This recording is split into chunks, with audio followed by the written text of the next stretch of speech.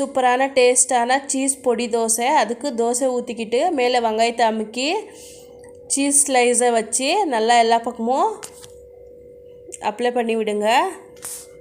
நல்லா எல்லா பக்கமும் சீஸ் கோட்டிங் ஆகிற மாதிரி இது பண்ணி மேலே பொடியை தூவி கொஞ்சோண்டு நெய்யை ஊற்றி நல்லா ரோஸ்ட் பண்ணி எடுத்துக்கோங்க. ஒரே பக்கம் ரோஸ்ட் பண்ணுங்க, திருப்பி போடாதீங்க.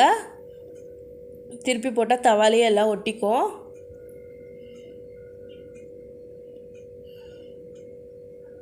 அப்படியே ஃபோல்ட் பண்ணி தட்டில் வச்சு இதுக்கு கூட தொட்டுக்க சட்னி இல்லை குருமா இருந்தால் அவ்வளோ சூப்பராக டேஸ்ட்டாக இருக்கும்.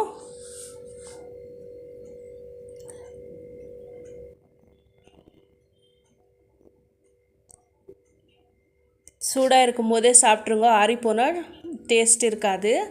இந்த வீடியோ பிடிச்சிருந்தால் லைக் பண்ணுங்கள், கமெண்ட் பண்ணுங்கள். அப்படியே நம்ம சேனல் சப்ஸ்கிரைப் பண்ணிக்கோங்க. Thank you all.